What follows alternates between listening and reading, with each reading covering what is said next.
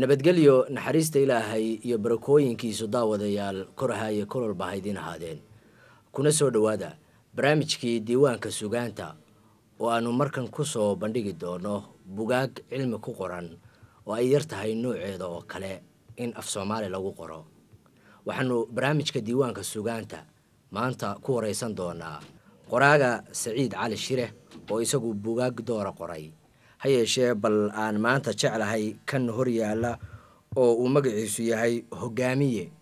uuna kaga hadlayo hogaamiye horseed bilaabi kara ayaan jeclahay bal buugan oo ka kooban 175 page isla markaana xambaarsan 10 cutub oo midba uu ka hadlayo fan u gaara. waxaan jeclahay buugan oo la soo daabacay 2009 sanadkan aynu ku jirno in aan marka hore bal Saciid ku soo dhaweeyo in uu erayo kooban buugan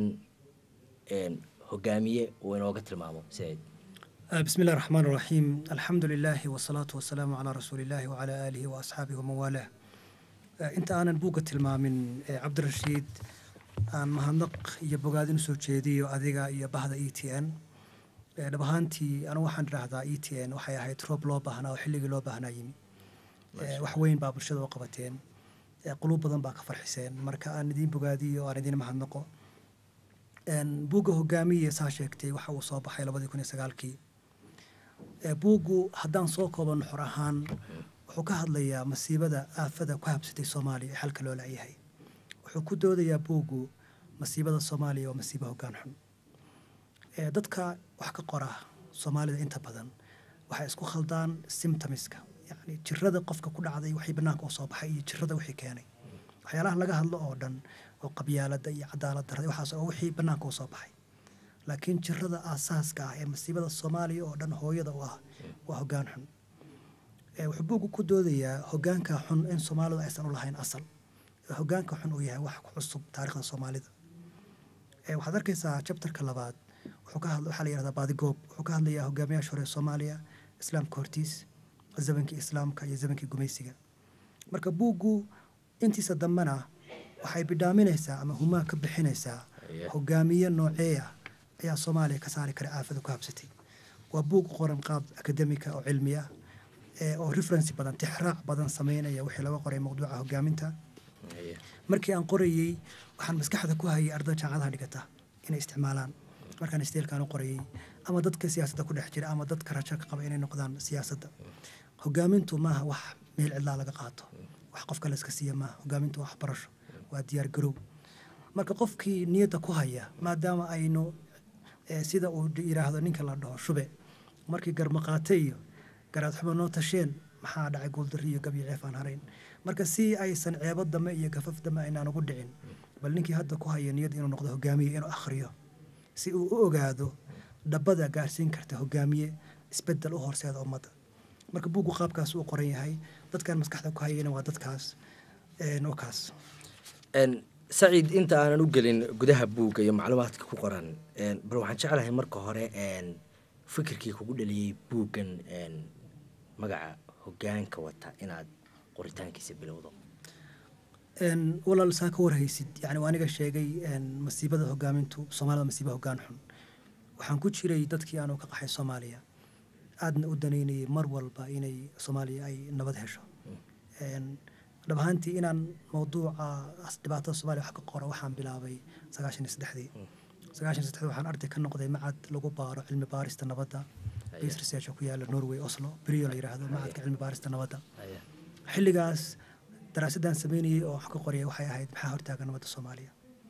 93 ayaa conclusion-kaygu wuxuu ahaa nabadda Soomaaliya waxaa hortaagan hoggaan xun.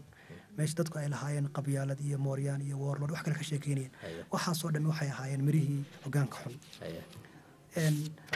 kadibna maalin kasta xaaladda Soomaaliya meel bay soo gaartay ilaa aynu gaarnay heer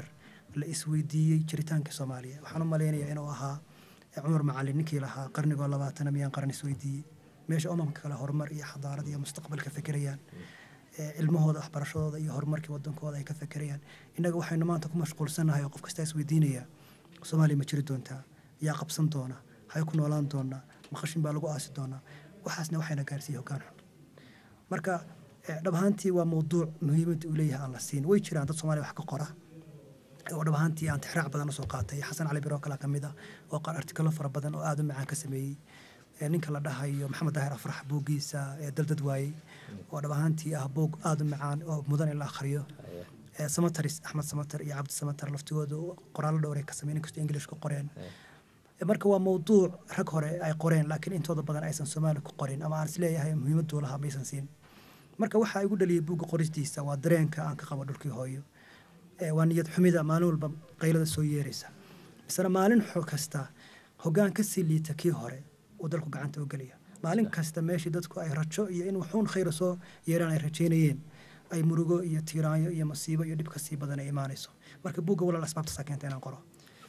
aad baad mahadsantahay Saciid inta aanan bal buugga cutubadiisa isagana aynaan milicsan waxaad sheegtay aabbaha iyo hooyada iyo waalidka inaad buugga u hibaysay waxaad ku lifaaqday sidoo kale inaad u hibaysay hogaamiyaashii hore ee Soomaalida waan gartay waalidkeed hogaamiyaashii hore walaal jiritaanka qofku bacdallahi waalidka mas'uulka ah horumar oo noloshu qofka meel ka gaaro waalidka mas'uulka ah waalid baa qofka tarbiyeeya marka lama hilmaami karo iyaga dhabaantii oo waxaan maanta ahay anigu waxaan iska keensaday maaha waa investment waa maalgelin waalid iyo dad walaala iyo dad ehli ay geliyeen laakiin saasoo kale hogaamiyaasha waxaan u soo qaatay Soomaalidu waa sida ku arki doonta chapterka labaad waxay ahayd ummad magac leh adduunka ogow hogaamiyaasha qaarna waxa la yiraahdaa ummadda magaceeda waxay ku qoraan looxaadka taariikhda qaarna dhulkay ku jiidaan innaga magaceena cirka gaaray rag baa gaarsiiyey marka in lagu mahadnaqo oo magacooda la sheego oo wixii khayr loo rijeeyo oo loo duceeyo waa ina mudan yihiin waa ina waxaad arkaysaa Soomaaliya waxay ahayd meeshii hore meel caan inay noqoto dadka Soomaaliya noqdaan dad sharaf leh oo qiyam leh rag baa gaarsiiyey hogaamiyaal ah wajida marka waa in la xuso wajida la'aantoodna buugba ma dhami karo wajida cilmiga dhamina waxa weeyaan qofku waa inuu horta xuso dadka cilmiga ka dhaxlay hogaaminta yani ummadda magaceeda dadka looxaadka taariikhda adduunka qoray waa in la xuso oo loo duceeyo marka saasaan soo qaatay iyagana waxaan kaloo ku weydiinayaa inagoo buugga dhex geli doonaa cutubka koowaad markaad isticmaalayso sidoo kale adigoo bixinaya guud waxaad is weydiisay waana aan dib ku weydiin doonaa waa maxay hogaamiye cutubka hore waa bayskii waa asaaskii buugga kelmado dadka intooda badan aysan ka warhayn ama aysan xun u isticmaalaan iyo qalad sax ku sameynayaan wuxuu ku bilaabayaa muhiimadda ay hogaamintu leedahay waxaad arkaysaa hogaamintu inay tahay wax da'weyn eebba subxaanahu watacaala intuusan abuurin nabiyullaahi aadam wuxuu malaa'igta u sheegay inuu abuurayo khaliifa innii jaacilu fi lardi khaliifa aayadda 30 suuratu baqara culimada tafaasiirta qaarkood khaliifa waxay ku misraan hogaamiye marka hogaamintu wax da'weyn iyadoo saa u da'weyn ayaa misana ragga qaarkii waxay ku tilmaamaan hogaaminta mowduuca loogu hadalaynta badan yahay misana loogu fahmi laayahay loogu fahanka yaryahay marka bal inaan mowduucaas badda ah oo buugta laga qoray artiklada laga qoray ay aad u fara badan yihiin haddaad google waxaan ka wadaa haddii aad google ku qortay kelmadda leadership wuxuu soo qabanaya aniga markaan buuggan qoraya wax ka badan 3 bilyan oo shay oo hogaamin la xiriira ama ha noqdeen qoraal ama ha noqdeen buug ama ha noqdeen xikmad marka mowduuca baaxaddaa la eg inaanan dhex gelin anoon hordhac ka samayn oo aanan sheegin maxay tahay hogaamintu maxay ku kala duwan yihiin hogaaminta iyo maamuluhu marka hogaamintu waa kelmad ay adag tahay in la qeexo waa kelmad ay adag tahay in la qeexo waxaad arkaysaa ragga qaarkii waxay dhahaan hogaamintu maba leh hal qeexid ragga qaarkiisna waxay dhahaan qof kasta oo hogaaminta wax ka qoraa wuxuu keenaa qeexid cusub ujeeda laakiin hogaamintu waa mas-uuliyad hogaamintu waa jihayn hogaamintu waa nidaam hogaamintu waa culays hogaamintu waa mustaqbal hogaamintu waa soo jiidasho hogaamintu wax guda ballaaran weeyaan waa xiriir dhex mara shacabka iyo dadka iyo hogaamiyaha dhex mara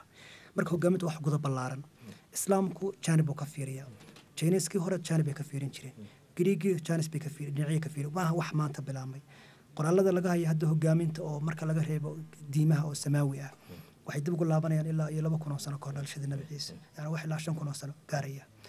marka yani marka aan ka gudubno hogaaminta wuxuu ku xijinayaa dadka inta badan waxay isku khaldaan hogaamiye iyo maamule maxay kala duwan yihiin waa laba wax oo aan shaqo isku lahayn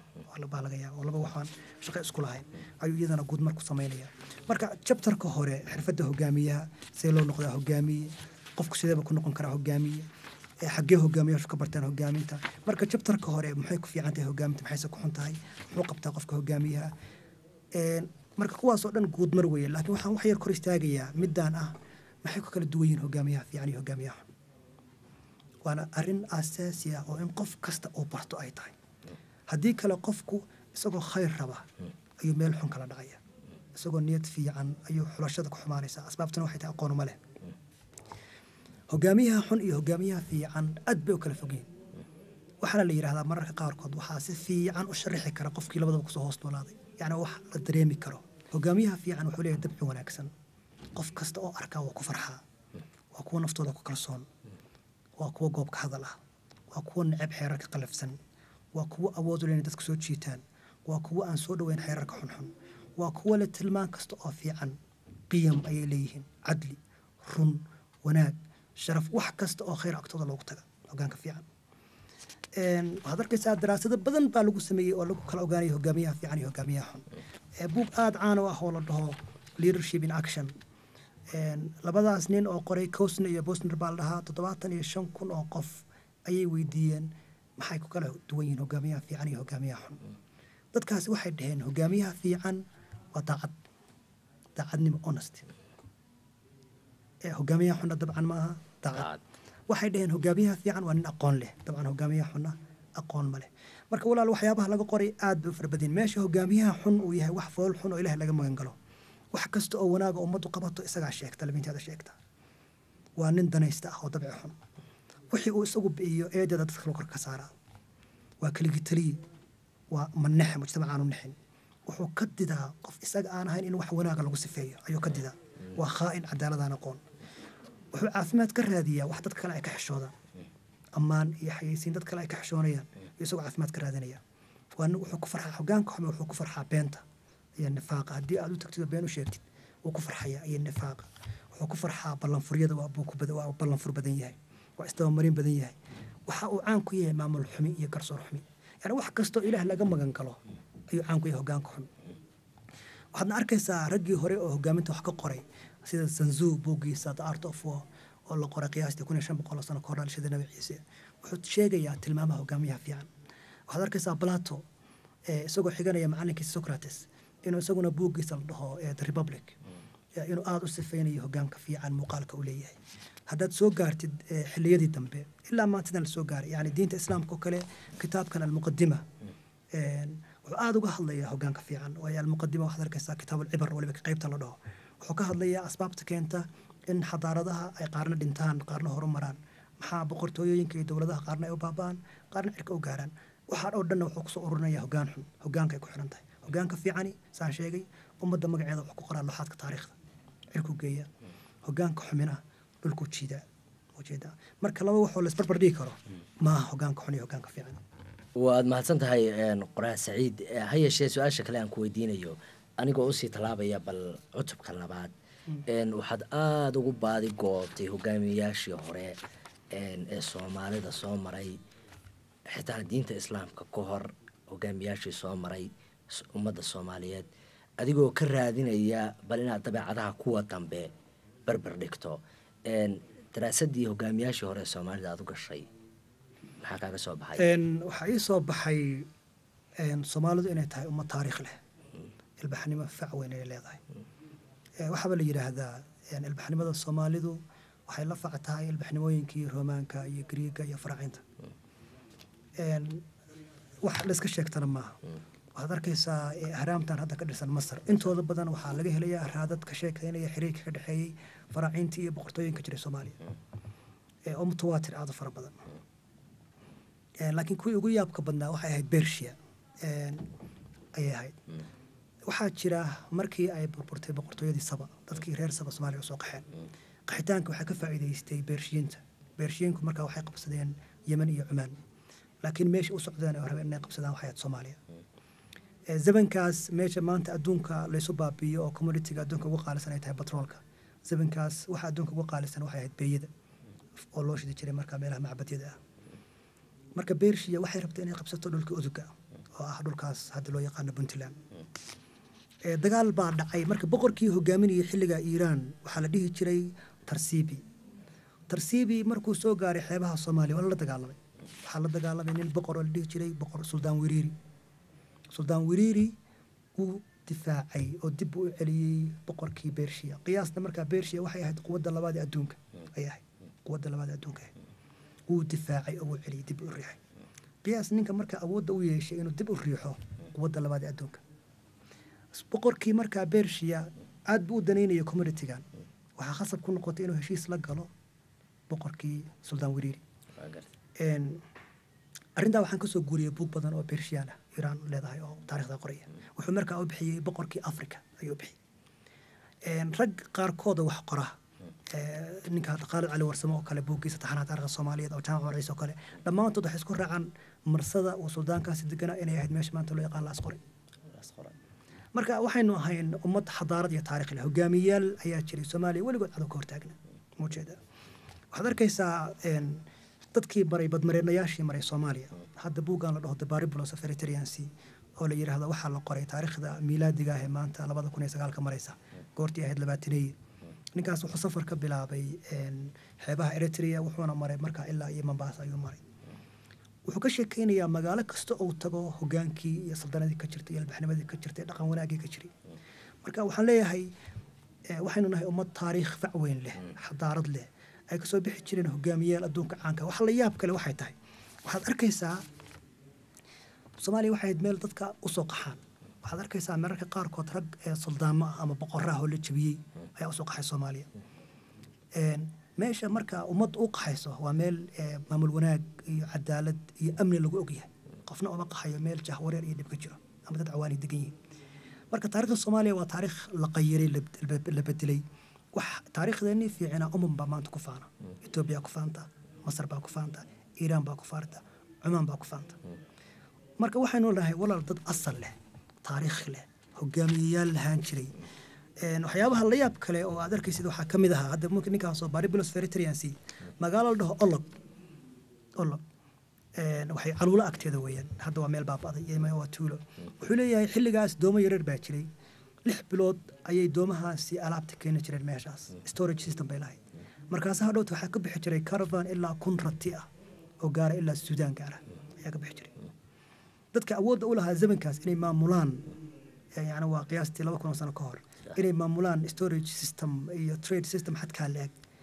dad cawaana ma noqon karaan dad ilbaxnimo iyo xadaarad iyo hoggaan iyo maamul leh inay noqoto bar adduunka commodity-geeda ay ku kala gudubto sida meesha maanta Singapore iyo Dubai oo kale yihiin inay xilliga ahaato wax iska yimi ma waa meel amni iyo hoggaan fiican iyo cadaalad iyo lahayd weeyaan marka waxaad arkaysaa meel kasto aad akhrido buug kasto aad akhrido waxaad arkaysaa Soomaalidu inay ahayd ummad taariikh leh jirtay hoggaan fiican lahayd bal ka soo gudub xataa zamankii islaamka marka la soo gaaro waxyaabaha hadda dadkii maray xeebaha Soomaaliya oo dhan waxay ka sheekeynayaan Soomaaliya inay ahayd ummad mucjisa ah waxaa ka mid ah hadda al-Mas'uud 950 markay taariikhda miilaadiga al-Bakri al-Idris Yaqub al-Hamati ibn Sa'id ibn Batuta raggaas oo dhan markay maray xeebaha Soomaaliya ibn Batuta dadku aad u yaqaanaan oo buugiisu caan yahay wajida وانا كنت 330 waa waqti fog weeyaan almost 300 sano ka hor weeyaan markuu ka sheekeynaya xamar iyo qaabka nidaamka jiray iyo sidii loo soo dhaweeyay iyo suldaanku la kulmay oo dadkaas carab ma ahayn dad badan baa waxay u qabaan dadkaas inay carab ahayn dad Soomaali bay ahayn wajida waxaad arkaysaa waxyaabaha hadda la hayo waxaa ka mid ah oo hadda anigu qaarkood aan asalkooda soo xaqiijiyay gobolkan Gujarat ee India xilligii khaliifada islaamka ka jirtay ninkii ciidamada haystay Soomaaliya bal abtirsihiisi baa la hayay qabiilkiisa baa la yaqaan marka manihin yani waxaynu gaarnay heer aynu khaliifooyinka islaamka ahaa gobollo dhan aynu maamulo ayaynu gaarnay ee manihin sida dadka qaarkii ku faanaan ummad cawaan ah oo qaawan oo xoolo dhaqato ahayd bad ummadaas iyagaa saas ahayd taariikhdeennii fiicneyd bay qaateen iyagaa marka saas ah marka waxaan nahay ummad taariikhi leh oo asal leh muujeeda ayaan nahay gadaal baa waxayna ka xumaadeen buugguna waxa uu raadinayaa oo uu rabaa inuu saxo waa wixii xumaaday ayuu rabaa inuu saxo marka tusaalayaal ma u soo qaadanaysaa bal hogaamiyaashii hore Soomaalida qaar inaad magacawdid oo kale oo xitaa waxay qabteen hoggaankoodii samaayaad sheegi sidoo kale kuwii hore ma soo qaadatay tusaale waxaan ku siin karaa hadda saldanadii ka bilaamatay meesha la dhihi jiray jabartiya ifad ee markii dambe u soo wareegtay saylac iyo harar waxaa rag kutub badan qoraan in xilli dunida islaamka ay ku yaaleen 5 jaamacadood oo ugu waaweynaa markaa dunida islaamka Harvard University-ga maanta kala ah 2 ka mid ah Soomaaliya ku yaaleen saylac iyo harar ma wax iska yimid waa inay jiraan dad hogaamiyayaal ah oo aqoonta xishmeeya oo soo jiita dadkii aqoonta lahaa oo facility sameeyey Ethiopia markay soo galaysay harar waxay dishay 300 oo sheekh ay dileen sheekhi ugu yari wuxuu hayay baa la yiraahdaa madraso ay dhigtaan ilaa 500 arday raggaas culimada ah oo la dilay yani 300 oo university amal baa rag baa waxay 3,000 arday marka iskama timaado mogtahay waxyaabaha qaarkood waa leadership waa inuu hoggaan jiro nidaam sameeya cadli sameeya maamul sameeya iskala dambeyn sameeya facilities ka sameeya marka haddii aynu ku guuleysanay zaman kamid ah zamanada inay ahayd Soomaaliya learning centerka adduunka wax sahlan ma وجهه وحسن ما وحنا الله ياب كله نينك ليتر ريتشارد قرأ بوكي the first food steps in Africa وها نينك كله جاي زيلا عاتق إلا هرر وإنجليز كها أو هذا وحنا هقف أهرية مرة لك الصومالية مركو تجي هرر وحشية جاي الصومال ذي نحل جات تقاني ملاريا ذا إنه كان تكاني عضو لكن أدونك كنت سنة كدب على العقاد كنت سنة كدب على العقاد مركا scientifically بل رجع قاركيس وقرياشة يعني هذا أنا وحنا أركي وكدو ذي أدونك علم الفلك وحنا أسترونومي iyo badaha sida loo maro Soomaaliya bilaabay waxayna hayaan athar la yaab leh ayaa in Soomaaliya bilowda adduunka cid bad ka gudubta in Soomaaliya ugu horeysay rag baahay سعيد ومركان oran jiray ninka qoraaga ee buug qoraa fan walba waa yaqaanaa hadda barnaamijkeena taariikh way isu bedeleen waxaan ku weydiinayaa cutubkan hogaamiyaasha hore aad ku baadi goobtay markii daraasadiisa aad waday sidee daraasadiisa dhinaceed ka gashay taariikhahan sheegay sida qadiimka laga yaabo inuu ku wareero qofka ina daawanaya oo kale taariikhaha noocaas oo kala seed u baadhay oo ku soo heshay taariikhahan facaweyn aad ka sheekeynaysid cilmi kasta wuxuu leeyahay fure taariikhda fure leedahay waa in dadka taariikhda ehelka wax loo tago dhowr kitaab waxa jira aan aad u ajiday oo Soomaalida qoreen waxaynu leenahay dad mu'arrikhiin oo la yaab leenahay Jaamac Umar Ciise ilaahay umrigiisa dheereeyo Khalid Ali Gool Warsame wuxuu leeyahay laba buug oo aad u waaweyn oo taxana taariikhda koowaad muga koowaad iyo muga labaad nin la dhaho Professor Rabi Umar Rabi oo hadda Djibouti jooga Professor Gandhi oo hadda dawladda TFG ka tirsan waxaanu leenahay rag mu'arrikhiina oo qorayaal ah oo yani global adduunka world standard ah taariikhday hayaan ay tahay taariikh la ictimaadi karo marka iyagu waxay ku noqonayaan inspiration meesha ka bilaabaysid kadib ayaa marka adigu haddii aadan ku qanacsanayn waxay qoreen aad raac samaynaysaa marka aniga signaliskii aan ka helay ama iyaga maraan la kulmay ama buugtooda ayaan baaritaan ku sameeyay hadda midaan boqorkan beershiyaanka ah oo soo weeraray halkaas oo kale oo Suudaan wariir uu la dagaalamay laas qoray oo kale safaaradda Ingiriiska aan la xiriiray Iran ay ku leedahay qaybtooda culture-ka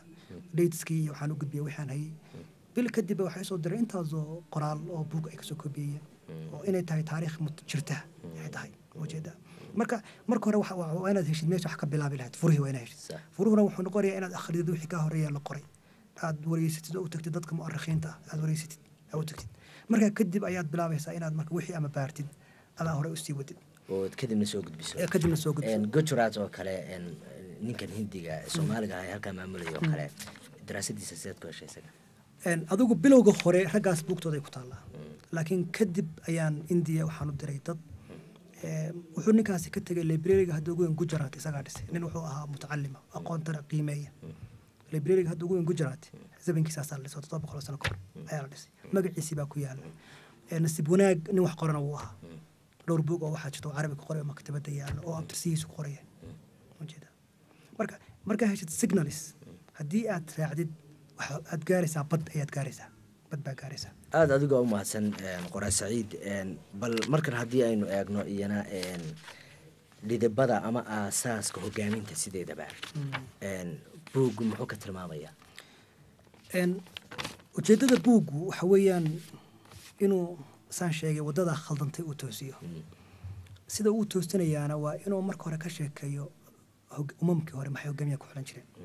waxa arkaysaa Chinese-ka hore waan ku sheegay markii dhawata buuggaas uu qoray The Art of War Zanzu waxa uu leeyahay 3 kalmadood ayuu 3 wax bay ku xulan jireen garaad qofaan aqal leh hogaamiye ma noqon jirin kalsooni qofaan isku kalsoonayn oo baqaya hogaamiye ma noqon jirin waxaana mar 3 uu ahaa geesinimo marka Chinese-kii hore waana 1500 sano ka hor dhalashada Nabi Ciise waxa Greek-kii hore Plato buuggiisa The Republic laba wax soo qaadanaya aqoonta niman cilmi lahayn hogaamiye ma noqon jirin zamankiisii iyo waayo aragnimada bal mar la weydiiyey isaga oo la yidhi yaad hogaamiye ka dhigi lahayd buuggiisa the republic qofka akhriya chapterka saddexaad waa arkaya hadda english baa lagu turjumay buugtaas oo dhan qofkii awoodi kara waa helaya waxa uu leeyahay hogaamiye waxaan ka dhigi lahaa qof runta jecel beenta neceb aan lixa jeclo badnayn aan biqin ayuu ka dhigan lahaa hogaamiye wuxuu hadalladiisi ka mid ahaa hogaamiyaha ayaan laga dhigin qofka dadka ugu magaca dheer ha laga dhigo dadka ugu xigmad badan ugu aqoonta badan ugu waayo-aragnimada badan ayaa dhahayd waxaad arkaysaa kitaabkan ibnu khalduum kitaabkiisa almuqadima kitaab alcibar maruu ka sheekaynayo waxyaabaha uu leeyahay ninka hogaamiyaha lagu xusho waxaa ka mid ah cadaalad ayaa ka mid ah ammaano ayaa ka mid ah dulqaad ballan oofin xushmo inuu qofkaas u hayo cilmiga iyo dadka ahlu cilmiga ah inuu yahay qof ka fog khiyaamo iyo wax kastoo xun yani si kale haddii loo yidhahdo inuu yahay qof mu'mina qof munaafiqa hogaamiye ma noqdo waana meelaha soomaalidu ay ka khalatay oo ayba aaminsan yihiin qofka hadduu rabo inuu siyaasadda galo inuu noqdo beenlow inuu noqdo tuug inuu noqdo khaa'in inuu noqdo qof inta xun sameeya waa oppositekeeda qofka hogaamiyaha waa inuu noqdo qof nadiif ah hogaamiyuhu waa tusaale waa bidhaan lagu dayanayo haddii marka hogaaminka waxa aad sheegaysid iyo dhaqankaaga hadday iskhilaafsan yihiin cidna ka hoos qaadi mayso ma ujeeda marka hogaamiga noqdo tusaale lagu daydo ninkii aan kuu sheegay hadda oo kitaabkii leadership challenge buuggii ahayd Cousins iyo Bosner saddex wax bay iyaguna kusoo ururiyeen ninka hogaanka in lagu xusho daacadnimo honesty oo iyagu waxayba dhahaan qof aan daacad ahayn hogaan ma noqon karo bal galbeedka waa aragnay qofka haddii wax yar istoomarina laga helo isagaa bas casila innagana qaar baa intii ay ummaddii oo dhan gataan oo dhulkii gataan oo baddii gataan oo qashin ku aasaan misana ragnimo soo taagan yihin weliba isla haystaa inuu fiican yahay mire ninka la dhaho xasan cali mire article uu qoray 2000 waayo qorayaasha soomaaliduna waa muhiim wuxuu isagu ku doodaa qofka raba inuu hogaan ka noqdo soomaaliya waa inuu 5 sifo yeesho kow wuxuu ka dhigay wadaninimo qof aan patriotic wadani ahayn oo qiimaha wadanka aan aqoon hogaamiye ma noqon karo ayuu ku tegey tacliin aad baan u jeclaystay marka oo sharaxayo tacliinta waxaynu ku jirnaa zaman tartan umamkii kala tageen umamkii qaarna cirkay sii marayaan qaarna asfal saafiliin bay aadeen waana hogaan marka aan aqoon lahayn aan fahmi karin tartanka adduunka ka socda ummadda xaggee buu geenaya ummad wuxuu qodobka saddexaad ka dhigay hufnaan qof nadiif oo hufan wuxuu ka dhigay karti badni wuxuu ugu dambeysay bisayl siyaasadeed qof aan waxba fahansan hogaamiye noqon karo samatar aan samatar waa cabdi samatar axmed samatar qoraal dheer oo ay ka sameeyaan cabdisaaq xaaji xuseen iyo aadan cadde saddex waxba iyaguna ka dhigeen asaaska hogaaminta in lagu xusho ninka hogaamiyaha hiraal vision oo inuu yahay nin ummadda meel fog u saameyn karo u horsoodi kara inuu yahay qof leh aqoon maamul iyo inuu yahay qof leh qiyam values saddexaasay ku xusheen marka inagu waxaan leenahay intii raggaasi ku xusheen hadda hogaanka midna kuma xulan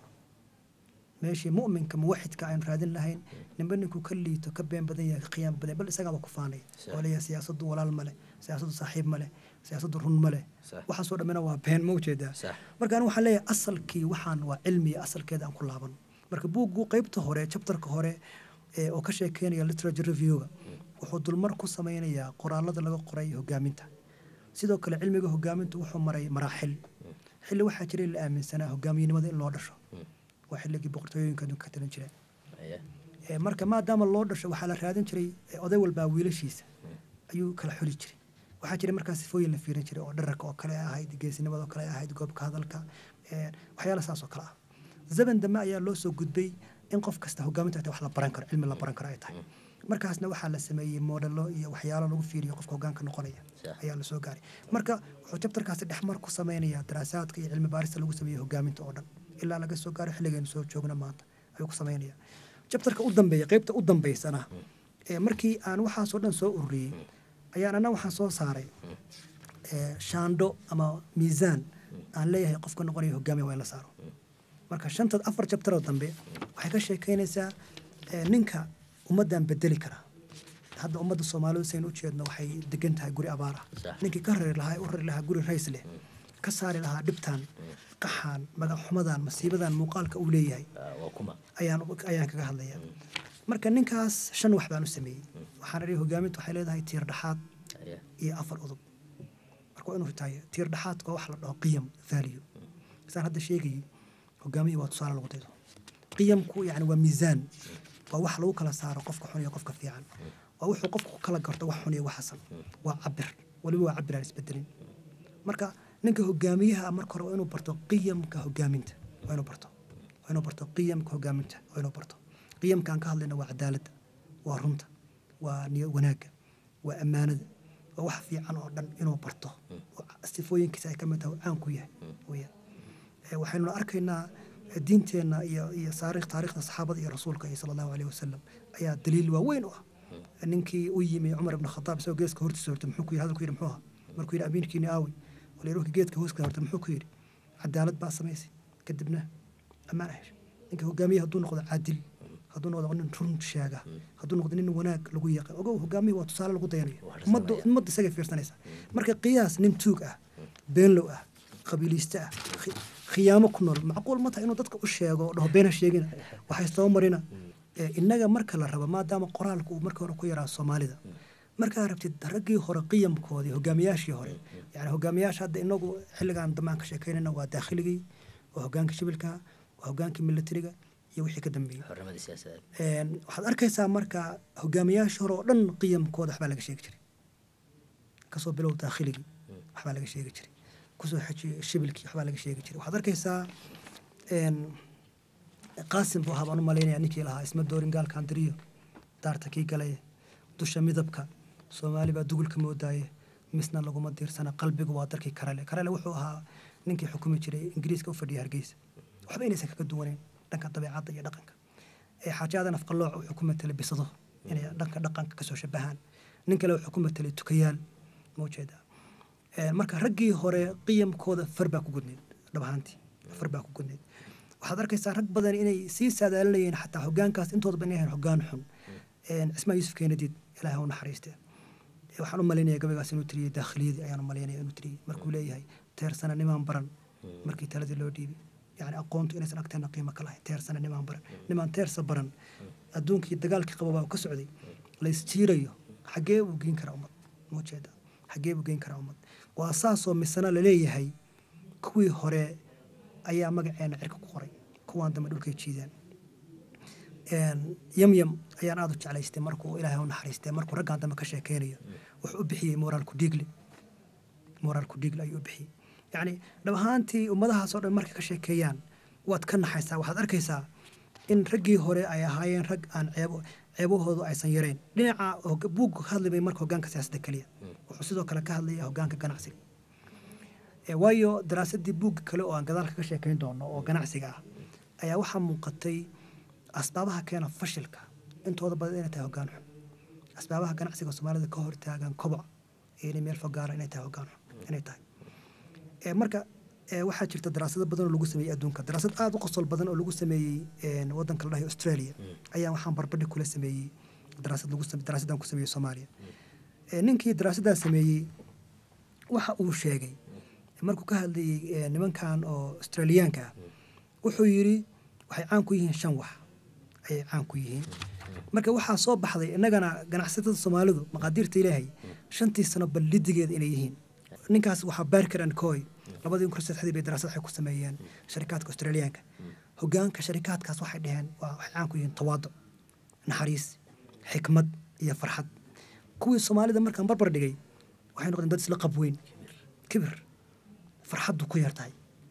oo markuu shaqaalaha soo gala xaraaq iyo caraaq ka muuqata meesha furfurnaan iyo wanaag uu kala dhaqmi lahaa dadkii dhanka adeeg yani geesinimada iyo xikmadoodu liidato waliba markay la macaamilayaan ganacsada kale waxaad arkaysaa qofka Soomaaliga hadduu qof kale oo ganacsada wax dhex maraan in awoodda saarayso suuqa uga saari lahaa marka siyaasadda hogaanka xun kuma koobna oo kaliya dhinacii siyaasadda waxay taabatay dhinacii ganacsiga waxay taabatay dhinacii masaajidda iyo madaaristii iyo xarakaadkii diiniga muujeeda oo iyaga laftigoodii jahwareerka qayb ka noqday haddaan u gudbo qaybta labaad oo aan leeyahay sifooyinka hogaamiyaha yani waxaan sheegay qiyamku inuu yahay waa aasaaskii waa tiir dhexaadkii yani qofku hadduusan qiyam wanaagsan lahayn maba hawaysan karo hogaamiye at all hadduusan qiyam wanaagsan oo nadiifa lahayn maba موتاي كوما سو دحي كرتو waxaan aad u jeclaystay in la dhaho Umar Macalin ayaa sifeynay siyaasiyiinta Soomaalida wuxuu ku sifeeyay marka abeeso wariyaa siyaasi sidii abeeso shan xuub sameeyste kulba mid siibe yani maalin ba wuxuu leeyahay muuqaal gooniya laakiin qiyamku isma bedelo qofka wanaaga lagu yaqaano wanaagaas ku dhimanaya qofka naxariista lagu yaqaano naxariistaas ku dhimanaya qofka runta lagu yaqaano runtaas ku dhimanaya waxaan isbedelin wey mawjida qodobka labaad oo la'aanteed qof uusan hogaamiye noqon karin hogaamiyaha waxaa la yiraahdaa shaqadiisu waxay ku kooban tahay laba wax inuu sameeyo hiraal vision meesha ummadda u socoto inuu sameeyo hiraalku waa bidhaan fog waa meesha ummaddu degi doonto 20 sano 30 sano 40 sano ka bacdi marka ninku waa inuu sahamiyo meesha ummaddu u socoto shaqadiisa labaadna waxaa la yiraahdaa inuu markuu hiraalkii sameeyo uu hiraalkii dadka kala dhiciyo laakiin ogow hiraalka waxaa samayn kara nin qiyam leh haddii kale wax kastoo wanaagsan soo bandhigo cidba ka akhrisan mayso waa xalli waa been lugi waa tuugi iyo been sheegay ayaa leeyahay hiraalka qofku soo sameeyo inuu qiyam leeyahay sidoo kale inuu wax barasho leeyahay waa inuu yahay qof fahmi kara siraaca adduunka jira challengeska adduunka jira adduunku jihad u socdo maxaa adduunka shaqayn kara maxaa shaqayn karin qof fahmi kara adduunka waa inuu yahay laakiin qof aan waxba fahmi karin waana dhab ahaantii masiibo hadda aad uga muuqata maca alasaf Soomaaliya aad uga muuqata marka hiraalka la'aantiis qofku hogaamiye ma noqdo waayo haddii kale ummadda xageeb u raraya waa inuu qofku 20 sano 30 sano 40 sano intii aan chapterkan aan dhammaystirin ayaan waxaan chance u yeeshay inaan la kulmo Dr. Mahathir Mohamad ninkii ahaa prime minister ka hore Malaysia Dr. Mahathir Mohamad waxaa lagu tiriyaa dadkii isbedel ku sameeyay wadankiisa sida wuxuuna isticmaalay marka hiraal vision wuxuu qoray buug la dhaho vision 2020 waa buugii bacd allahi yani waa wadaday qaadeen say uga baxaan faqriga wuxuu ii sheegay maalintii uu baarlamaankooda ka hor akhriyay khudbadaas waa lagu oriyay dadkii baarlamaanka fadhiyay wuxuu yiri waxaan rajaynayaa caruurta maanta nool yani saas ku bilaabay khudbadiisa waxaan rajaynayaa caruurta maanta nool iyo kuwa dhalan doona 10 sano soo socda inay noqon doonaan jiilkii u dameeyay ee ku kora Malaysia faqri ah waa lagu oriyay marka waayo marka GDP-gooda Uganda waxa ka GDP fiicneed Ghana iyo Afrika oo dhan baa ka horeysay faqri bay ahayd wadan faqri iyo beeraley ah qabaa'il tension Chinese iyo Indiga iyo dadkii Malayga isku kacsan dhibaato ka taagan tahay aan physical aan develop garaysnayn waa wadan jasiirado badan leh biyo ku badan yihiin infrastructure fiican aan lahayn isku kacsan marka waa macquul bay noqon weyd marka hogaanka hiraalka leh hogaanka aqoonta leh ummadda meel fog buu saameyn karaa adduunka maanta wadan aan lahayn vision horumar ma jiro qaar kamida madaxdeena hadda la soo qaaday vision adeer muxuu yahay ku leeyahay mujeda marka waa masiibo marka chapterkan wuxuu ka hadlayaa muhiimadda hiraalka sida loo sameeyo hiraalka hogaamiyuhu markuu sameeyo hiraalkii sida ugu gudbin lahaa hiraalka ummadda kale ugu gudbin lahaa ayuu muujinaya marka ninka kale oo iga yaabiyey yani Mahathir xilliga uu arrintaa ka sheekaynayo dhawaantii waxay ahayd mucjiso si aan u fahamno muhiimadda hiraalku leeyahay vision ku leeyahay waxaad la yaabaysaa wadan kale oo Malaysia ku dhig wadan kale oo Singapore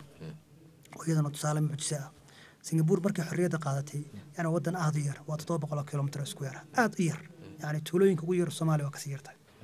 population ka batay markay xorriyadda qaadatay waxa markii hore ku beertay Malaysia مثلا ماليزيا صار اسكيري يا اسكيري واحد يدب معها وحنا قنوا إذا كان wax khayraad ma la dabiiciya population kuna ku badan yahay hal magaalo markaas ay waxay sameysteen vision hiraal ay wadanka u horumariyaan waxa la dhahaa wadankii u horeeyay universal education bilaaba primary education khasab ka dhiga secondary education khasab ka dhiga maanta sanadkii hore World Bank oo data ay soo saareen waxay noqdeen wadanka saddexaad ee adduunka ugu qanisan GDP markay noqoto income per head waxa number 1 noqday Luxembourg waxa number 2 noqday Norway number 3 waxa noqday Singapore waxa soo dhamina waa marka wadanka qabto hogaamiye hiraal leh hogaamiyahaas ummadda u horseedi kara meel fiican isaga u saaminaya si u saamiyo hiraal u fiican u horseedan waa inuu yahay aqoon leh waa inuu yahay qiyam leh hadii kale ummadda meel lama horseedi karo waxaad arkaysaa wax saddexaad oo aan ku doodayay in la'aanteed uusan qof hogaamiye noqon karin qofkii markuu qiyamka yeesho hiraalkiina uu sameeyo oo inuu dadka soo jiidan karo waa inuu yahay magna dadka soo jiita in hadalkiisa la dhageysto in wuxuu ku hadlo la rumaysto موجودة أيضا واحد لسكن نقول كره ماها وإنه فهم قاب كده كله سوتشيته وإنه فهم سو فهم قاب كده كله سوتشيتنا وحين وجود بين سا أطب قيبت أفراد وكهذا سو إنه يقارن سيدة كله له خطابة سيدة هذا الكله كارسية وحضرك سا وحيابها هجاميش كدوه هندت كله وقاب كله هالله هجاميش أنت هذا بدن ودت قب كهذا له حكمة يقان هذا الكود معنا سمينيه وقف كستيل له اللي قنعين كره waxyaabaha mucjisada oo maanta lagu arko hogaanka Soomaaliya waxa kamid ah nin 1 hour hadlay oo wuxuu ka hadlay aadan garan karin ay kamid tahay muujeeda marka qofku markuu yeesho afartaas qiyamkii markuu yeesho uu noqdo qof hiraal sameyn kara uu noqdo qof dadka soo jiidan kara uu noqdo qof dadka la hadli kara markaas ayuu noqon karaa hogaamiye isbedel sameeya waa meesha magaca buuga ka yimi hogaamiye isbedel horseeda markaas ayuu isbedel horseedi karaa waayo markaas waxa uu sameynaya wax qiyam ku salaysan qof kasta rumaysan karo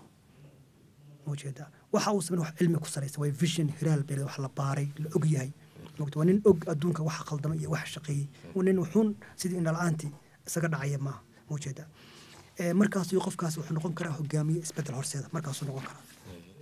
karaa waxaan ku weydiinayaa Saciid adigu waxaad ka mid tahay hadda xildhibaanada dowladda federaalka ku meel gaarka ee Soomaaliya guud ahaan hadda Soomaaliyana waxaa caamimay hoggaan khaldan oo si badan loo salugsan yahay tan iyo burburkiiba baarlamaanka aad ku jirto buugan ma kala sheekaysataa ragga aad saaxiibada tihiin hadda golaha sharci dejinta aad ku midowdaan buugaagan seebay u arkaan aad baa lay weydiiyaa bal rag badan baa waxay weydiiyaan maxaad ka toostay baarlamaanka xildhibaan maxaa u noqotay waxaan ku doodaa masiibada Soomaaliya waa masiibo hoggaan laakiin dhibta kale waxay noqotay Soomaaliya waxa looga tagay bahalo Soomaaliya waa in dadka wax fahmi kara dib ugu soo laabtaan waa in dhiiqada ay lagu hadla galaan haddii aan dhiiqada lagu hadla galin wax lama sixi karo waa in dadka dhex gashay dabcan ilaa xad baad u awood leedahay يعني هذا نظام كتير الصومالية أو TFG سجدن أي جهورير رسمية وحن أدوش على استي الله نحرستي اسمه يوسف كندي رجل مدحض كحماته ومرن هواي مرن هوا جبان هايستا مرن هوا جنا وحكيني هجان حن وحول لما اسكو جهوريري نكلا له أفرح بوق سدل دواي الصومالي ضحك كتنا بدت قبلنا وما تقبلنا وحير وحيكو قبلنتي إن دنتو دشوا هجان بتكسارة هذا واحد بدن بخلطن لكن أتليستي waxay Soomaalidu tiraahdaa qamiyadu hadad uga matarto inaad la hadashid ku qaylisid midaad wax u sheegtid midaad training siisid midaad mararka qaar kood yani waxuun baan isku daynaa ujeedaa waxuun baan isku daynaa waayo Soomaaliya waa dalkeeni hadii looga tago inta xun hadda hadhowto kuma eedeyn karno waana midda aan aad ugu dhaliilo dad badan oo aqoon-yahan ama siyaasiyiin ama khayr jecel oo dhahan walba uu leeyahay deeqadan farahan lama gali karo haddii uu nin walba dhaho dhiiqada faraha waxa 20 sano soo gaarsiino midaas in ummadda qayb kamid ah loo daayay siyaasadii meesha reebana kala dhicin laakiin hadda u daysid marka waan hadho la eedeyn Soomaaliya waa laga samro oo jeeda laakiin anigu waxaan u dhaxgalay inaan waxuun saameyn ku yeesho falillahi alhamdu haba yaraatay saameyn oo kuleenaay oo hadda buugan rag badan oo xildhibaanada baan u hibeeyay oo gaarsiiyay oo jeeda waad ka waraysaa mushaar ma qaataan ma gadan karaan marka rag badan baan hadiyadahan u siiyay si ay u akhriyaan haddii hadda aan xamar ku laabtana mar baan cabaar soo joogay haddii hadda aan xamar ku laabtana waxaan awood u saari doonaa inaan u bixiyo seminar rahan buug kale oo isagana hadda aan ku dhex jiro oo isna igu dhaliyay hadda mar aan tagay xamar cabaar soo joogay ayaa wuxuu ka hadlayaa maamul wanaagga good governance ogow waxaa la yidhaahdaa qofku wuxuusan hayn ma bixin karo dadka laga sugayo dowlad wanaagga maba fahansana dowlad wanaagga bal qaar badan oo kamid ah macnaha dowladnimo oo garan mayaan taasana keenaysa maalin kasta war ina ka naxiya inuu ka soo yeero siyaasadda Soomaaliya siyaasiyiinta Soomaalida war ina ka naxno dadku qaadan waayaan oo madaxu la wareer inuu ka soo yeero taasa keenta marka haddii loo daayo dadkaas waa ka sii daraysa ummadan 20 sano burburisay ama aan badhaha 50 sano 60 sano ay burburisay hal maalin kuma soo kabanayso hal qof iyo laba qof ma bedelayaan waxay u baahan tahay in time la siiyo energy la siiyo juhdi la siiyo hal qof wax ma bedeli karo tuma wax ma bedeli karto arinta kale aan dadka kale aan eed saaro waa dadka aqoon-yahanka Soomaalida oo intooda badan anagu waxaan raahdaa Soomaalida waxbay ka qoraan wax ma qoraan rag badan academic oo publications kooda ama English ama French ama Arabi aad la yaabisid laakiin hadaa weydiisid boqolkiiba inteeba buugaaga akhrisan kara dadka Soomaalida wallahi 0.1 ama less than 0% ma kuleeyahay oo markay u qortay yani Soomaalida waxbay ka qoreen Soomaalida ceebaheeda dadka kala baraan laakiin ujeedadoodu ma aha inay Soomaalida wax baraan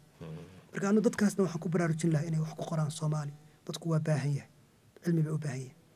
marka cilmiga in la qoro lagu qoro Soomaali si dadku u fahmaan uga faa'iideystaan hadhowto marka way imaanaysaa marka dadka la inform gareeyo la educate gareeyo la inspire gareeyo way imaanaysaa marka time dadku ay awood u yeeshaan inay xulan karaan qofkii saxda ah waan gartay markaynu hogaamin ka hadlayno oo kale waxaa jira noocyadan siyaasadda waxagta oo kale hadda dunida ka jirta oo kale soomaalidu inay ku jahan wareersan tahay oo nooc ay qaataan xitaa lala yahay sidan tan dimuqraadiyadda oo kale oo tan bariga iyo galbeedka oo kale aynu soo qaadano tan shuuciyadda oo kale oo xitaa mar soomaalidu isku dayda inay ku dhaqmaan noocan oo kale noocyada siyaasadaha hogaaminta ku salaysan kala duwan maanta oo kale Soomaaliya aad loo hadalhayo hogaamin diimeed oo kale siyaasadaha noocaas oo kale ah ma xustay marnaba buugga intii aad ku jirtay ها waayo diinta iyo lama kala saari karo hogaaminta bal quraanka oo dhamiba wuxuu ka hadlayaa hogaamin qisaska quraanka ku yaala mid kasta waa mucjiso waxaad arkaysaa saddex qisas baan qisan soo qaadanaya hadda waqtiga inoo saamaxo suuratu nabal waxaa ku taala qiso mucjiso leh bal maalin dhaweyto waxaa afur noo sameeyey alxaaj maxamed yaasiin fahankiisa uu fahmay qisadaas nabal nin sheekho fahmay ma arkin waxay ka sheekeynaysaa quraanjo ayaa waxay arkaysaa ninkii hogaamiyaheeda ahaa wuxuu arkayaa nabiyullaahi suleymaan iyo ciidankiisii waxay muujinaysaa ninka hogaamiyaha nin alertia difoon digtoon la socda ummadiisa u jeeda wax kasta ummadiisa dhib ku ah markaasuu quraanjadii waxay u digaysaa boqorka ahayd quraanjadeedii kale yaa ayuha namlu udkhuluu masaakinakum laa yaxtimanakum suleymaana wa junuuda ninka hogaamiyaha markuu arko wax ummadiisii dhibka waa bar qofka hore qof dhiifoon habeen iyo maalin soo jeeda intaas raadinaya wax ummadiisa dhib u keeni kara way uga digtay waa hogaamiyaha mucjisada ah waxay muujinaysaa taasoo kale oo arrintan aad u jeclaystay sheekhu markuu fasirayay sheekh axmed yaasiin ilaahay cimrigiisa dheereeya wuxuu tusaale u soo qaatay sadaam xuseen yacni quraanjadan yartaahay awooddeedii taqaanay mar hadduu awooddiisa yaqaanay ma uusan dhihin aynu ka hortagno iska celino nabiyullaahi suleymaan iyo junuudiisii wuxuu yidhi udkhuluu masaakinakum wuxuu yidhi marka hadalkan ka helay wuxuu ahaa sadaam xuseen 90kii waa garan waay intaasuu yidhi inuu ummadiisa badbaadsado intuu ka hor imaan lahaa dagaal u diyaar garoobi lahaa oo kuwait isaga baxo waa garan waay waxay dhinaca kalena muujinaysaa hogaamiyaha awoodda leh nabiyullaahi suleymaan wuxuu siiyey aqoon iyo mulki aan hortii cidna la siin wuxuu fahmay ilaahay fahansiiyey luqadii ay ku hadlaysay quraanjadu isagii markaas kibir kama uusan qaadine muxuu yidhi ilaahay buu bari ilaahay mulki waxa ay siisay imtixaan ah yacni ilaahay buu bari muujeeda kibir kama uusan qaadin marka quraanka oo dhan baa waxaa ka buuxa hadda waxaad arkaysaa suuratu yuusuf oo ilaahay ku tilmaamay axsanu qisas markaad akhriid waxyaala la yaab la ku arkaysaa ninkii boqorka ahaa markuu ku riyooday riyadii yani waxay muujinaysaa la tashiga wuxuu u yeeray dadkiisii oo la tashada waxyaabaha la yaab kale waxaa ka mid ah waatay fasiri kari waayeen qisadii marka nin ka mid ah khaadimyadii oo ka mid ahaa labadii khaadimi ee nabiyullaahi yuusuf la xirnaa ayaa boqorkii wuxuu ku yidhi arsiluuni aniga idira anaa garanaya nin fasiriya macquul ma kula tahay maanta nin khaadimi meel madaxweyne fadhiya iyo raggiisii inuu talada wax ku yeesho macquul maba aha markaasaa weliba la diray muujeeda markaasuu u tegay nabiyullaahi yuusuf yani qisada inta kale waynu garanaynaa la tashiga yani faraaciintii mararka qaarkood ka dhaamay faraaciintii ba ahayd baa dhaamay kuwa maanta muslimiinta sheegta hogaamiyaasha oo keligii tala qaleyfa wixii maskaxiisa ku jira wax kale aysan gelin khayr kasta oo loo sheego ka indhala marka quraanka dhan ayaa waxaa ka buuxa qisas iyo cibrooyin ka sheekaynaya hogaamin siirada rasuulka sala allahu calayhi wasalam min awaliha ilaa aakhiriha waa hogaamin muujeeda waa tarbiyad waa akhlaaq saxaabadii iyo taabiciinta islaamku wuxuu meel gaaray inta hogaamintiisu fiicnayd ayuu meel gaaray mararka qaarkood dadku waxay dhahaan ummaddii baa xumaatay sidee hogaamiye fiican kusoo baxaya waxaan dhahaa cumar bin cabdilcasiis maxaa loo yidhahdaa khaliifadii shanaad wuxuu kusoo beegmay xilli cadaaladii sii yaraatay fusiqii batay hogaankii xumaaday hogaan fiican marka hadduu soo baxo si kasta ummaddu u xumaato isaga hagaajin kara isaga isku dabarid waxaa soo martay dunida islaamka mar la qabsaday hal waxa ilaahay soo saaray nin hogaamiye oo fiican buu ilaahay soo saaray oo ummaddii oo dhan dib u soo celiyay innagu waxaan nahay dad diin leh qiyam leh aasaas leh ayaynu nahay marka waxaynu u baahannahay keliya qof hogaamiye tusaale fiican waxaan ka run sheegaya marka maca alasaf marar badan maca culimadeennii qaar ka mida kuwii siyaasadda galay waa ka yani wixii akhrinayeen iyagii baa sifooyinka ka muuqan waayeen mawjida iyagii baa sifooyinka ka muuqan waayeen marka anigu waxaan leeyahay ummadda soomaaliyeed khayr fiican bay leedahay mustaqbal fiican bay leedahay laakiin saasay tahay misana weli aqoon iyo hawlaan yareen baa inoo dhiman marka siyaasadaha kala duwan aynu sheegayno oo dhan qofkii qur-aanka ku tadaburay sidiisa oo kale ugu dhaqmaa hogaankuba halkaa uu ka soo baxayaa يعني إنه حين نهاي إلهي وحين سي دينتين ودين كاملة ما فرضنا في الكتاب من شيء بإلهي ودين إلا قيام الساعة كهبون رشين لكن waxay u baahan tahay cilmi iyo aqoon iyo tadabbur ay u baahan tahay waxay kale u baahan tahay xikmad ay u baahan tahay marka dabcan waxyaalaha soo dhimaad Soomaaliya ka maqayeen dhinaca kale nidaamyada ka jira maanta qaar badan oo kamid ah diinta ma khilaafayaan rasuulku wuxuu yiri sallallahu alayhi wasallam idinka iga adduunka muujeeda wax badan oo adduunka ka jiro nidaamyo ah maxaa keenaya in gaaladu maanta inay ka dhawaadaan cadli iyagu ma diin bay haystaan hadda ingiriiska maalin dhow tarag xildhibaanada is casileen waxay soo casileen markay kharashka dalbanayeen ayaa waxa ka dhex raacday boono ay ku jirto warqad ay ku taalo 30 boon iyo 40 boon aysan ogeyn wax private ah markaas is casileen nin baa 30 boon isu casilay yaa tura inagana nin baa intuu dhulkii gato oo qashin ku aaso wali soo taagan oo niraga soo haysta marka ragga gaalada ah ama reer galbeedka ah wixii wanaagsan oo fiican oo ay leeyihiin waanu ka qaadan karnaa aan ka hor imaanayn diinteena laakiin anigu waxaan leeyahay diinteena waa inuu ku filan ma jeeda diinta iyo isma diidaan iyo cilmiguna isma diidaan ma jeeda diinta iyo cilmiguna isma diidaan hadda waxa galbeed ka muuqda oo cadaaladda oo nidaamka oo horumarka waxaasoo dhan aasaas waxa waa diinteena u tahay ma jeeda iyagu ma inaga ka qaatira darban marka diintu ka hor imaan mayso waxaasoo kale marka waxaan leeyahay inta aynaan ka fikirin nidaam وانا ماشي سوماليا جهوري كذا كتاجي ويا ما انت ولا نحكمها انه اسمه حكمه بمعنى الكلمه ولا نحكمها سوماليا واحد يقول لابد الداخليه دي ولا بحلق الداخليه ربي هاي كو ما انتو وحي لما قرنيه وهاجي ان سيد علي شيري ان halkaas markaynu marano chapterka ugu dambeeyay buugan hogaamiye wuxuu oranayaa oo kale hogaamiyaha mustaqbalka bal haddii aynu kasoo sheekaynay wixii tegey taariikhda hore Soomaalida hogaankii hore Soomaalida mustaqbalka hogaamiye ku haboon ma xusta hogaamiyaha mustaqbalku waa inuu noqdo hogaamiye qiyam leh Covey fiirwaanin gaal ah Covey Stephen Covey wuxuu leeyahay hogaamiyaha mustaqbalku waa hogaamiye sameeyo nidaam ku salaysan qiyam values nidaam ku samaysan qiyam waayo markuu qofku sameeyo hogaan nidaam ku samaysan qiyam values cadaalad wanaag samafal run daacadnimo wax kasta waxay noqdaan wax wanaagsan haddii laakiin daada sayr qofku uu sameeyo nidaam ku samaysan khiyaamo iyo istawamaris iyo kaliya nolow wax kasta oo burburaya wajada ogow qiyamku waa jiheeyuhu mar kasta si kasta aad qabatid noosku ku tilmaamaya qiyamka fiicanna mar kasta wuxuu ku tilmaamaya dhanka wanaagga iyo horumarka iyo khayrka ku tilmaamaya wajada marka hogaamiyuhu iyo shaqiyam wax kasta uu sameeyo waxa uu dhaxad noqonaya qiyam marka wax kasta waa fiicnaanaya hogaamiyaha mustaqbalku waa hogaamiye aqoon leh waa hogaamiye dadka dhiirigeliya waa hogaamiye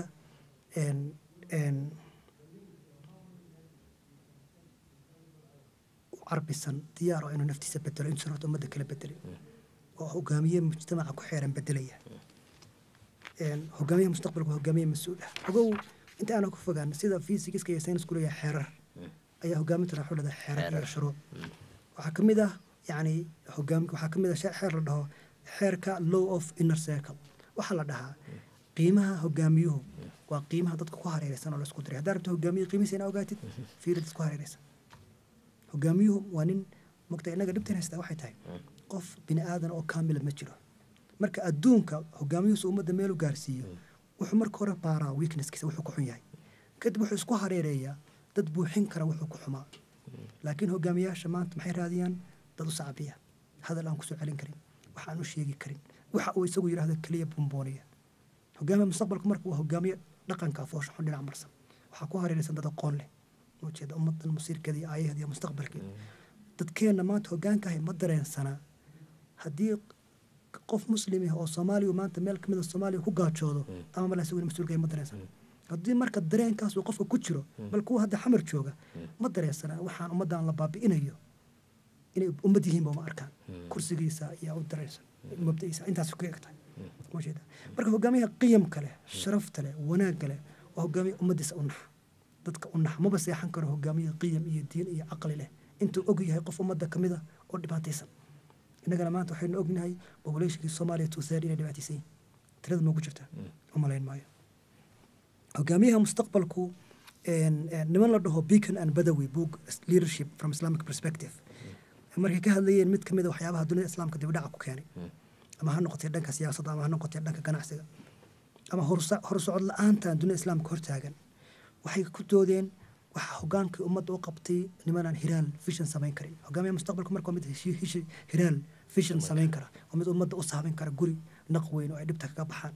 misana habeen iyo har aan nasanayn ilaa ummadda ku habsado gurigii nabadda ah oo barwaaqada aan nasanayn weeye marka hogaamiyaha mustaqbalku waa midkaas ujeeda waxa aan halkan kusoo dhameeyay kusoo gabagabeeyo waxyaabaha la'aantood qof uusan hogaamiye noqon karin waxaa ka mid ah dhowrsanaanta dulqaadka tawaaduca naxariista dadla tashiga cadaaladda hufnaanta يعني وحصل دمنا واستامها وصفين قفك مؤمنك يعني منافق هجامية من نقضه توق بينلو خائن هجامية من نقضه موجودة هجامية من نقضه مركو هجامية مستقبلك هجامية مؤمنة موحدة عقيدة الصليب له موجودة أخلاق الإسلام قدام كم وقته ويان هجامية نوع حاسو كلا سومالي قدميه اللي دونتها وحن ليه هاي ودونه هيان ليه أنا وحليه وادون هرت هل وين نوجانه هجان كحن وحبا كم دي أستامها قيامة أيوة كم دي علامة قيامة أي حديث صلى الله عليه وسلم رسولك أبو هريرة كوري أي وحشية إن مال ما كم دي رسولك خطبيني إن الربادية وصوكلي رسولك سؤال ويدي قرمي قيامة ودعيسة رسولك مركو خطبتي دمية أيوة أوينك سؤال شيء ويديني نكي مركو أيوة حير قيامة وحيد عيسى مركا تعدل وايا سيادة عدل وايا وحير مركا حكمك قعنت أقول ده إيه كذا هين markaas dacday marka horta saacadaha calaamadaha qiyaamaha ka mid ah oo dunida oo dhan ayaa hadda sii socota laakiin waxaan leeyahay rajadan waa fiican tahay waayo hadda Soomaalidu way baraarugtay wax badan bay aragtay shaarar badan oo loo soo gashatay bay aragtay xaqiiqadoodii aragtay marka dadku waa baraarugsan yihiin baan ugu aaminsanahay dadka Soomaalida waxa ka buuxa dad ahlu khayr ah dad wanaagsan dad ummadda meel fiican gaarsiin kara ka buuxa marka waxa kaliya loo baahan yahay in ummadda la inform gareeyo la educate gareeyo wax loo sheego ay wax aqriyaan wax fahmaan ميزانك هذا قفكو إنه وحكو حشؤون 4.5 يا قبيل كيس أي تركيس ويبابا عيسى مركو قفكو أركو حيابها كل شيء وين وقاعد هل وين وقاعدنه وحلقة يابا وحيابها لقو حشو كان كفي عن إنك لقى صوب لعبة داخلية ديبا إن سنترد إنه كشرين لك أقونتا وأنا كل شيء قبل اسمه يوسف كانت تيرسنا نمان دكان مركي تلاد اللي ديبي مركي دمنا وأنا كل شيء ميرة إنه لها قف أنا قون في عن الله بل مهل كان عدد بيري وعرنا في عن إنه تنقام ينقون كريم قيمك وحضر كيسا كوا فوت كلاعي أنتو فاجر تلينايا حويا وحاجة هذا نفقله موجود كوا فوت كلاعي أنتو فاجر تلينايا مركا لنا أكلنا وحن شيء قفك هجامي نقول إنه قف هناك سن وقيم له الشرف له في عن مركا وحياة بدن بواجه الصومال ذا لقى إلهي موجود طبعا إلا هدنا ودقال بينه كسودة وصار من وحيه منه لكن أنا وحنا قبار شفي عمان قبار وحنا رجينيا مدة وجودهد إن الصومالي إلى إثبات كيان دوره. ورا سعيد على الشراء هل كودن بيسمع جعل هنا كويديو قفك بوجن عن هذا هيني كشيك هيني أو كلا كوبيجي سهرة معك فائدة كرا بوجن. وحك فائدة كرا وين إسكبدليان ميزانك عندها مرادها وحكو أركب وحين إسكبدليان وح يعني مرايدها وحكو أركب وحو قادنا يا مرايدو ماجنيفايرز وديس مرايدس نقونيا وحنقونا يا قف وحكستا أي بيان ونقدان وحنقونا يا قف نفتيسا إنتو سنبهرتو متكلا جارين نفتيسو بدليا وايو مركا لغا هذا يقف ميل فقارة وقف فيشن لهرال كدمنا سمي قشو فقاري لها إساقا نفتيسا ميل فقار سيني إنتو سنبكفك نسيده قامي يكون نقطة ميزانك وحكو حشو مسترد وحكو عبرو أي أسبدليسا مركا inta uusan bagaarin qofku hadduu rabo inuu hogaamiye noqdo ama shirkad weyn ha hogaamiye ama mad Soomaali ha hogaamiye wax weyn buu ka baranaya laakiin intuusan bagaarin ba naftiisa ayaa waxa ku dhacaysa isbedel weyn oo la taaban karo وهاجا قراءات بانو كوجو مهد علنا وإحنا رجينا سومالدنا آد وحاقرده إن شاء الله وهاجا داود يا الوقت جي برنامج كهاد لسعتين آد يا ديانو إذا كم مهد نقينا سيدو كلا قراءة سوماليات سعيد على الشراء برنامج كنا قلقي بقادنا أيانو مهد بلارن وعلينا halka ugu dambeysana waa bahda fogaan aragga bariya ETN oo isku duuban oo idin leh assalaamu calaykum waraxmatullaahi wabarakaatuh